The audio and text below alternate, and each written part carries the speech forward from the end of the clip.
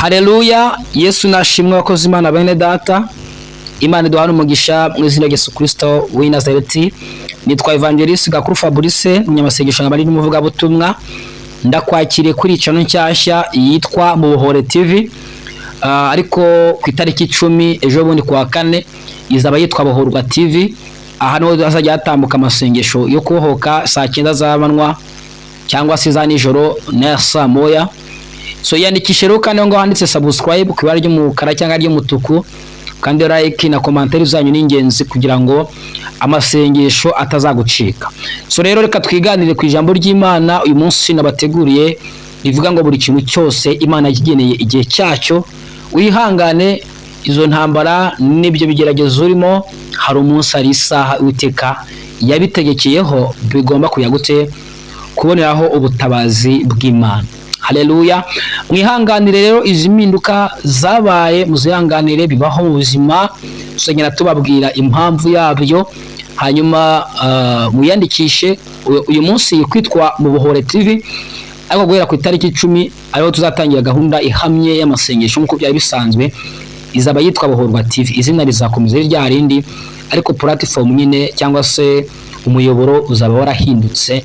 So rero Imana iguhe umugisha mu izina rya Yesu Kristo w'i Nazareti. Reka dukurikire ijambo ry'Imana twateguye kuri iyi YouTube channel kugira ngo bashe kudufasha kandi duhe inkomezi umwuka hamwe no gusenga mu izina ry'umwami wacu Yesu Kristo umunyanazareti. Imana nkuzaniye ubuhanuzi buvuga ngo igihe cy'intambara cyarangiye, haje igihe cy'amahoro. Igihe cyo kurira kigomba kurangira, akazi igihe cy'iki cyo guseka no kwishima. Haleluya. Igihe cyo gusenywa no gusuzugurwa kigomba kurangira, hakaza igihe cyo kugira gute cy'umunezero. Haleluya. No kwidegembya mu izina rya Yesu Kristo w'i Nazareti. Nkuzaniye ubuhanuzi buvuga ngo igihe cyo kubohwa, cyo kuba muri gereza kigomba kurangira, kirarangiye, hakaza igihe cy'iki cyo kwidegembya, cyo kwisanzura, cyo kubohoka mu izina rya Yesu Kristo w'i Nazareti. Reka duhurire muri Bibiliya zacu mu gitabo cy'Umubwiriza 3:1-9 kugeza ku 9. Reka dusome mu izina rya Yesu Kristo twihuse. Ikintu cyose kigenerwa igihe cyacyo, n'icyagambiriwe munsi y'ijuru cyose gifite umwanya wacyo.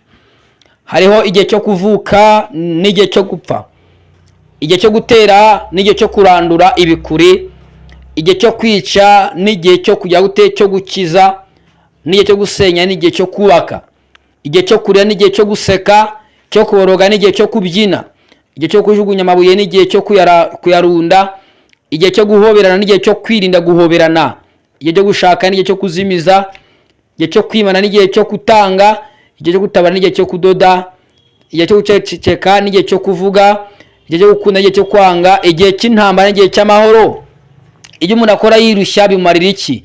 Nabonye umuruho Imana yahaye abantu ngo barushywe nawo 11.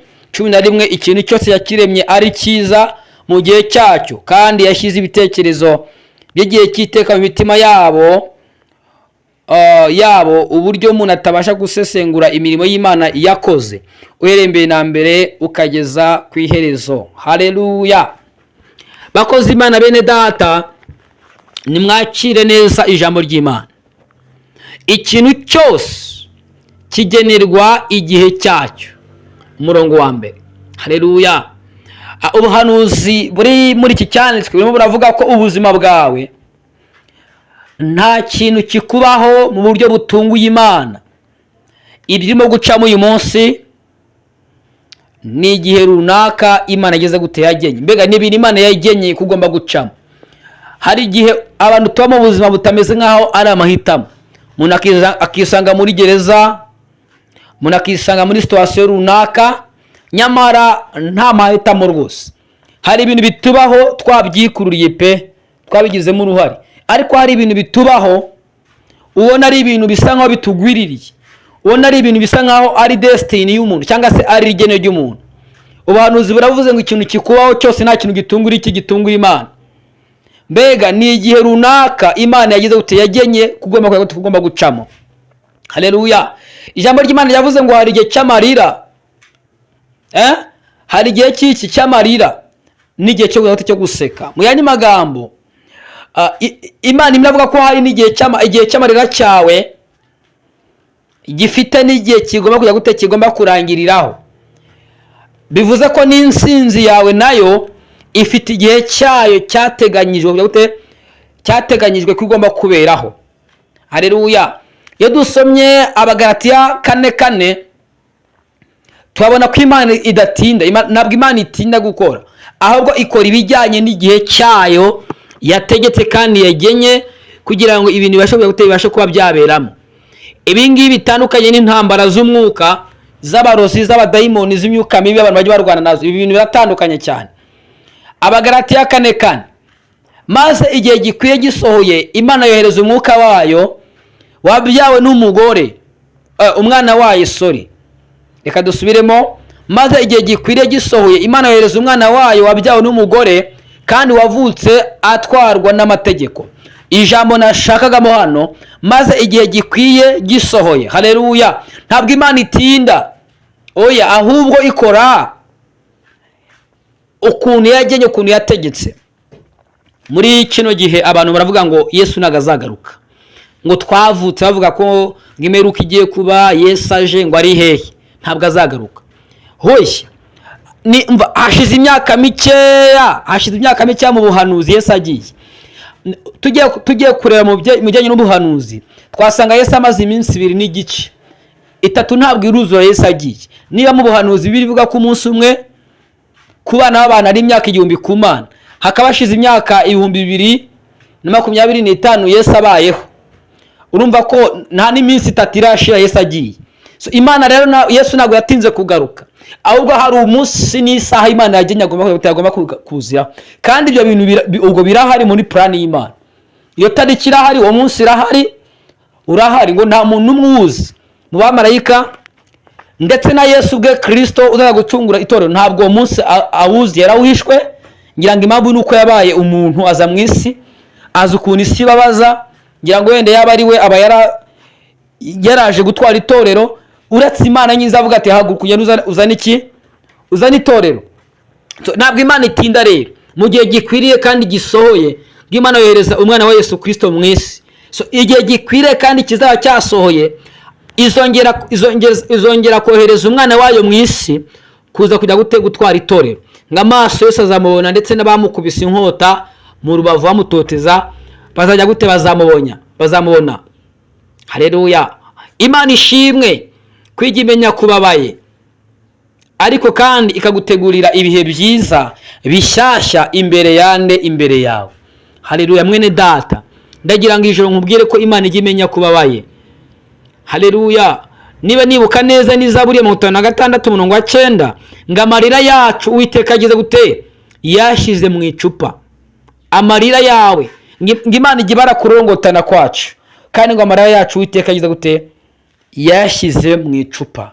Ngo umunsi tuzatakira, umunsi izaza kudutabara, haleluya, uzari umunsi udasanzwe. Amarira uririra ku buriri, amarira urira nta muntu ukureba, agahinda ugira nta muntu ukureba. Nanjye narayarize. Ayo utabwira umugore, utakwereka umwana, utakwereka umubyeyi wakubyaye. Nanjye ndi mu bantu bagiye barira amarira, akamenywa nanjye gusa n'Imana n'ubutaka yaguyeho. Haleluya. Imana ijya imenya amarira urimo kurira, ikashyira mu icupa. Niko Zaburi yahanuye. Imana ijya imenya kubabaye, Imana ijya imenya agahinda ufite. Haleluya. Ihanganiye icyo gihe urimo, ihanganira icyo gihe urimo. Imana imira gutegurira ikindi gihe imbere yawe. Haleluya. Imira gutegurira ikindi gihe, ngo hari igihe cyo gusenya n'igihe cyo kubaka. Hari abantu bari mu gihe cyo gusenywa, cyangwa se gusenyuka, cyangwa se guteshwa agaciro, gusuzugurwa, bakene kugira ngo bahindurirwe n'Imana, kugira ngo bagere mu kindi gihe cyiza cyo kubaka. Haleluya. Ndagira ngo abantu babwire ko amasengesho yanyu ariyo atuma winjira muri cya gihe cyiza, ukava muri cya gihe cy'umwijima ukajya mu gihe cy'icyizere, mu gihe cy'umunezero, mu gihe cy'ubutabazi. Amasengesho yawe avanze no gukiranuka niyo atuma ugirana umusabane n'Imana. Haleluya. Niyo atuma Imana ikuvana muri icyo gihe urimo utinjemo, Imana ikakwinjiza mu kindi gihe. Haleluya. Niyo atuma wihangana icyo gihe urimo cyo kurira, utegereje ikimana kugutegurira cyo guseka ndetse n'ikibirori. Haleluya. Ndagira ngo mbabwire, Imana ijya imenya ko ubabaye, Imana ijya imenya agahinda k'abantu, Imana ijya imenya ibibazo abantu bafite, Uwiteka ajya abyitaho, Imana ijya ibimenya. Murongo wa 11:3 havuze ngo Imana yashyize igitekerezo cy'iteka mu mitima y'abantu. Mu yandi magambo, Imana yashyize icyifuzo cy'ubuzima bwiza burambye mu buzima bw'abantu buhoraho. Mu mitima yacu nibyo bintu byiberamo, hiberamo ibintu byiza, hiberamo ibyifuzo byiza, nta bibi bibamo byo tuba dushaka ku Mana bari ibintu byiza. So nubwo rero uyu munsi wanganye n'igihe gitoroshye, Imana ishimwe ko mu mutima wawe Imana yashyizemo icyerekezo cyiza cyangwa se ibitekerezo byiza. Nahoze nibaza nabona ariko kubera iki abantu tujya tumenya ko twabayeho mu gihe cyiza ariko twageze mu gihe kibi, ukamenya ko wigeze kuba muzima ari uko warwaye, ukamenya ko wigeze kugira amafaranga kuri konte ari uko wakennye wabuze nayo kugura umufuka w'umuceri, ukamenya ko umwana wawe yigeze kukumvira, yigeze kugukunda ari uko yaguhindukanye, akaba ari bwo ubiha agaciro, akaba ari bwo oya ugomba kwiga kumenya igihe urimo uyu munsi. Haleluya. Ukeneye kumenya igihe urimo, nubwo utabasha gusesengura nk'uko Bibiliya yavuze ngo imirimo y'Imana ikora byose, ariko nubwo tutayimenya dukeneye kugendera mu kwizera kandi tukagendera mu byo tubasha kubona n'amaso yacu. Ikintu cya mbere cyangwa se cy'ingenzi ngira ngo umenye muri ijambo ry'Imana y'umugoro, ndagira ngo umenye igihe urimo, ndagira ngo umenye igihe urimo, kuko Imana yashyizeho icyo twakwita timetable, orere y'ubuzima. Orere y'ubuzima ntabwo ihinduka, ni unchangeable, ni ikintu kidahinduka. Haleluya. Bivuze ko orere y'ubuzima ni urugaryi uko byagenda kose uzarunyuramo, imvura igwe hanyerere. Abadiaspora, abantu baba mu mahanga, abadiaspora abenshi bakunda kuza muri Afurika mu mpeshyi kubera ko nta mvura nta bunyerere, abari mu gihe cy'izuba abari ibintu bimeze neza cyane. So rero igihe cy'impeshyi kirahari, n'igihe cy'urugagi kirahari, ijoro rirahari, n'amanywa arahari. Ayo ni amahame, iyo ni orere, ni timetable. Umubwiriza 3 yandika timetable Imana yashyizeho, aravuga ngo ndababwiza ukuri, hari timetable idahinduka.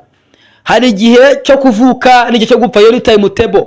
Hari igihe cyo kurira n'igihe cyo guseka, iyo ni timetable. Hari igihe cy'intambara n'igihe cy'amahoro, iyo ni timetable. Ntugomba kubicika, ni uko isi yubatse.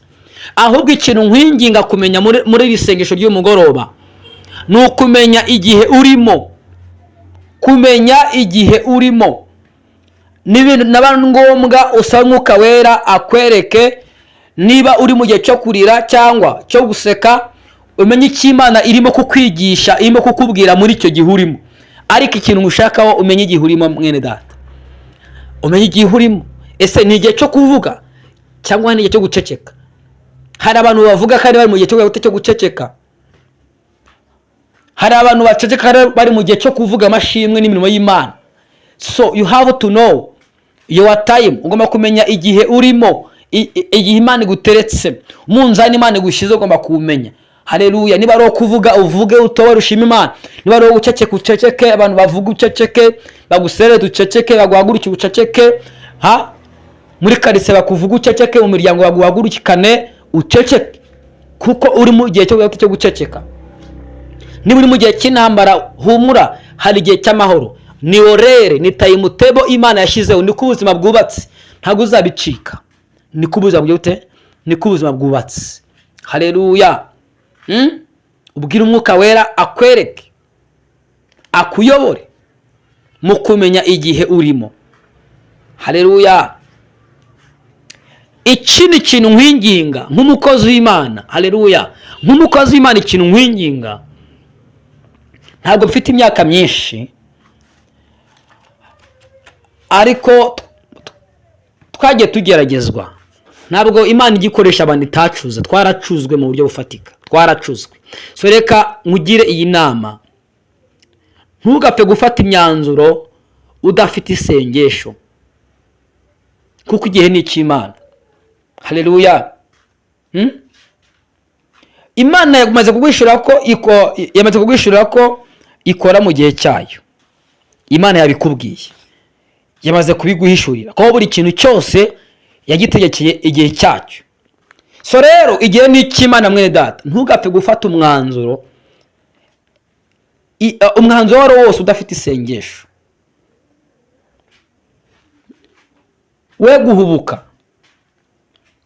we gupfa kubivamo, wipfa kuva mu rugo, wipfa guheba. Wasenze Imana, wipfa kujugunya. Igihe bahere bamanira ubukwe asigariwe, nta mpamvu. Kuki upfa kujugunya? Kuki ufata imyanzuro utakoze isengesho? Harakoze Imana benshi muri ino vizo yacu bajya gusezera Imana, bakakora amasezerano ati Imana ngiye kugusezera, bakajya ku musozi kubera ubukene n'intambara. Hari wambwiye ngo yagiye ku musozi gusenga byamucanze, avuga ati ndarambiwe, ngo agiye kubona ngo abona ikibuye kirahanutse ku musozi. Ngira ngo muramuzi ni Manuel, abantu twari masesha yashize twaraganira. Ngo agiye kubona abona ikibuye ngo kirahirimye ahantu yari ari ku musozi. Umva arakitaza, asa nk'ugihunga, kiramanuka. Aravuga ati Imana irambwe ngo ni nahe tu. Yahise atara avuga ati aha runanahago, ibuye ririhirika nta muntu urihiritse, ngo ahita ataha. Benshi bajya ku musozi bajya gusezera Imana, niba nabo ngabo byibuze bagiye bafata imyanzuro ariko bakakora iki? Isengesho. None kuki ufata imyanzuro nta sengesho? Igihe ni cy'Imana, nkugira inama ntugapfe gufata umwanzuro utagize gute, udafite isengesho. Haleluya. Hoya, ntugapfe gufata umwanzuro nta sengesho. Rwose ntugahubuke. Igihe ni cy'Imana, gahunda ni iki? Ni Imana. Haleluya. Umurongo wa 11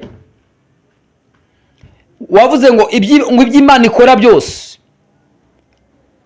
iby'Imana ikora byose ngibikora ari byiza mu gihe cyayo. Ubwo niba ufite intambara n'ibigeragezo, mu maso y'Imana ni byiza, kuko niba rero yabishyizeho ni byiza.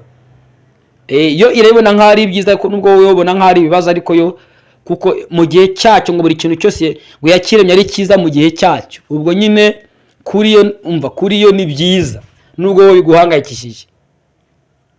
Iby'Imana ikora byose ngo ari byiza mu gihe cyabyo, yaba ari bibi ngo ari byiza mu gihe cyabyo. Ubwo Herodi yishyira hejuru, marayika amukubita urushyi akagwinyo, ni byiza mu gihe cyabyo. Stefano amutera amabuye, ba Petero bamba bacuritse, ni byiza mu gihe cyabyo. Iby'Imana ikora n'igiye ikunyujijemo niyo cyaba ari kibi, kuri yo ni cyiza mu gihe cyacyo, kuko hari icyo ibikwigisha muri wowe, kwizera se, kuyimenya se. Yego. So rero uzajya ugira gahunda y'amasengesho, usenga ajyanye n'igihe urimo.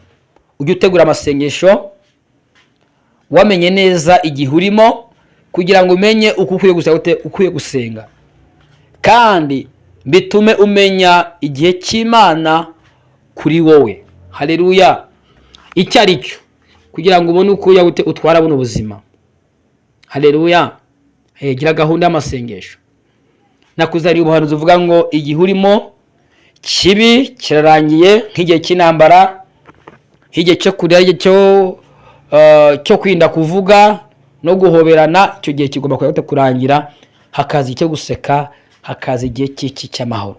Imana iguhindurire mu izina ry'Umwami wacu Yesu Kristo. Haleluya. Mwene data, Uwiteka guhindurire, Uwiteka guhindurire, Uwiteka guhindurire, Uwiteka guhindurire. Uzabane natwe amasengesho ku cyumweru, no musibe cyo ku cyumweru. Tuzatinya amasengesho y'iminsi 3 azasoza ku wa gatatu. Ngiye ngo twayavuzeho. Uzabane natwe, Imana izaguhindura icyo gihe urimo. Erega Imana abwiye irababwira ngo ariko igihe muzengurukiye umusozi ndabona gihagije, mukwiye gutambika. No kuri igihe umaze mu marira n'agahinda gikwiye kurangira, ugatambika. No kuri ugatambika. Igihe umaze muri iyo gereza Satani agukingiraniyemo ukwiye kwisohokamo ugatambika. Igihe ubwo burwayi bukumariyeho icyo gihe kingana gutya, ukwiye kukurekura ukoroherwa ukagira amahoro mu izina rya Yesu Kristo w'i Nazareti. Haleluya. N'igihe giti ntambara igashira, n'igihe gitumura bugacyahwa, noneho nkara mbika umutwe wanjye muri rwa rubavu rwa Yesu nkunda. Hazabaho igitondo gihoraho, nibwo ntazongera kurira ukundi. Hazabaho igitondo gihoraho, nibwo ntazongera kurira ukundi. Haleluya.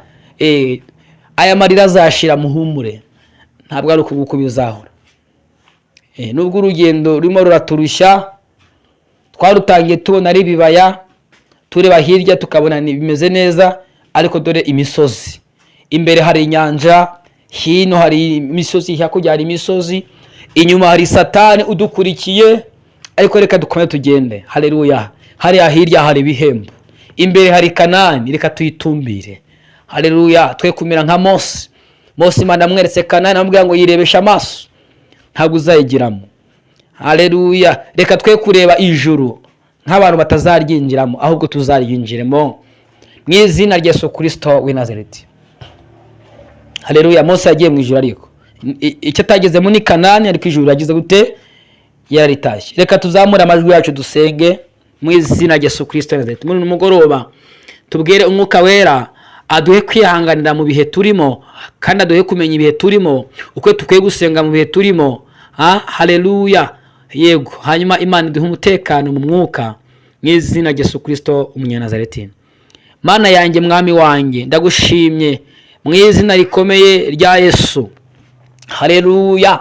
Ndasengera buri muntu wese twari turi kumwe muri amasengesho ya nimugoroba, nyagora ku ngoma Imana mu izina rya Yesu Kristo w'i Nazareti, ngo buri kintu cyose wakigeneye igihe cyacyo. Icyo wagambiriye mu isi y'ijuru gifite umwanya wacyo, wawe utegekeye ko kigomba kuba. Ngo hari igihe cy'intambara n'igihe cy'amahoro, ngo hari igihe cyo kurya, igihe cyo guseka. Hari abantu bamaze igihe kinini mu ntambara, hari abantu bamaze igihe kinini mu marira, hari abantu bamaze igihe kinini basenywa, basuzugurwa, hari abantu bamaze igihe kinini mu burwayi, mu bubata, mu madeni. Uwiteka werambira ikiganza cyawe kuri bo. Haleluya. Niwe wenyine wabahindurira igihe barimo, ukabagutambika, ukabagucyamika. Niwe wahamagara inseko kuri bo bagaseka, amarira akarangira. Niwe wahamagara amahoro muri bo igihe cy'umwijima no kunanirwa kikarangira. Niwe wabaha kubaka. Haleluya. Bakava mu gihe cyo gusenya no gusenywa mu izina rya Yesu Kristo w'i Nazareti. Niwe wabavana mu gihe cy'ubushomeri no kwicara, ukabafungura imiryango bakabona akazi bagakora. Niwe wabavana mu gihe cy'amadeni, ukabaha kwikorera ibyawe bateza imbere. Niwe wabavana mu gihe cy'uburwayi, ukabaha gukira, ukabaha kubohoka, ukabaha ubuzima, ukabaremera amashimwe mu izina rya Yesu Kristo w'i Nazareti. Niwe Uwiteka wabavana mu gihe cyo gukenyuka, mu gihe cy'urupfu, ukabinjiza mu gihe cy'ubuzima no guhimbaza izina ryawe. Niwe wabavana mu gihe cy'umwijima, kwigunga, igihe cy'amarira, igihe cy'ibibazo, igihe cy'ijoro. Uwiteka we, mu gitondo ukabaremera amanywa, bakagushima, bakaguhimbaza mu izina rya Yesu Kristo w'i Nazareti. Haleluya. Uwiteka ubahe mu gitondo kuvuza impundu mu izina rya Yesu. Ugira ibyo uhindura Mana kuzabwa buri muntu wese mu izina rya Yesu Kristo w'i Nazareti. Kuko na nyuma ya zero urakora, uri Imana ikora. Haleluya. Uri Imana ukora, nugukorera igihe cyawe wateganyije wakoreyeho, ariko ntugira amategeko ugenderaho, ntugira ibigutegana, ugira inzitizi. N'aka kanya wakora, n'aka kanya warema, wagira icyo ukora, wagira icyo urema. Haleluya. Uyu muntu wamuhagurutsa mu gihe harimo kibi, amazemo igihe, ukamuha koroherwa. Haleluya. Ukamuha umunezero, ukamuha kugushima mu izina rya Yesu Kristo w'i Nazareti. Muri iki cyumweru cyo gushima Imana no kuramya no kwihimbaza, Uwiteka we, turagushimye ko hari abo wamaze gukura muri icyo gihe cy'umwijima, cy'agahinda n'umubabaro, ukaba warabageje mu gihe cyo guseka no kwishima. Ariko n'aba ngaba bari mu gihe cy'ubwirabure, cy'umwijima, igihe cyo kurira, igihe cyo kwangwa, igihe cyo kurekwa, igihe cyo gusuzugurwa, Uwiteka wabaha ijambo, wabaha uruvugiro. Haleluya. Wabaha kugushima no kugusingiza mu izina rya Yesu Kristo w'i Nazareti. Tugusabye umutekano mu mwuka, nyagora ku ngoma Imana. turakwinginze mu izina ry'umwami wacu Yesu Kristo, uduhe umutekano mu mwuka. Haleluya. uduhe umutekano mu mwuka, uduhe umutekano mu mwuka, uduhe umutekano mu mwuka. Ukureho inzozi mbi, ukureho ibiroto bibi, ukureho ibitero by'umwijima, ukureho ibyo banaga hejuru y'inzu, ukureho ibyinjira mu miryango masaha y'ijoro, ukureho inkuru mbi, ukureho umwuka w'urupfu no gukenyuka, ukureho umwuka w'ubwoba, ukureho inzozi z'abapfuye. Vana abantu mu marimbi, vana abantu mu maserikeye, vana abantu mu mva, vana abantu aho bagiye bakingiranwa mu izina rya Yesu Kristo wa Nazareti. Vana abantu mu masezerano mabi mu izina rya Yesu Kristo. Vana abantu mu mwuka w'ubusambanyi bwa nijoro, vana abantu mu kurya amarozi no kurogwa mu buryo bwa nijoro, vana abantu imyuka yo gushikwa nijoro no gutongerwa no guhamagarwa amazina no gukoresha roho zabo mu izina rya Yesu Kristo wa Nazareti. Twatuye uburinzi bukomeye kuri buri muntu wese. Urakoze mwuka wera, ndagushimye, nguhaye icyubahiro kuko uri kumwe natwe muri iri joro. Tubisabye Imana Data, Umwana ndetse n'Umwuka Wera. Amen. Haleluya. Imana iguhe kugira umutekano mu mwuka, Imana iguhe kugira umutekano mu mubiri. Haleluya. Imana iguhe kugira ijoro ryiza, haleluya, ririmo kuganira n'ijuru, kuvugana n'Imana. Ijoro ryawe Imana igirinda abadayimoni, irinda abazimu bakuganiriza, bakutesha umutwe. Imana ijye gukoreza abamarayika n'Umwuka Wera, winjire mu kirere cy'ubuhanuzi no kuvugana n'Imana mu nzozi no mayerekwa mu izina rikomeye rya Yesu Kristo w'i Nazareti. Haleluya. Ku cyumweru n'amasengesho y'iminsi 3 azasoza kwa gatatu nijoro, tuba turi gufata ikintu cyoroheje, igikoma n'umugati.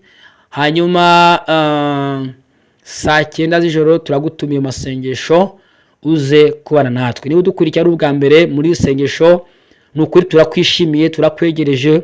Turi groupe isenga, turi itsinda rinini ry'Abahorwa TV, niho dukora umurimo w'Imana, n'Imana ibaye idukoresha. Turakwegereje, turakwakiriye. Hanyuma rero wiyandikishe kugira ngo utazadushaka tubura.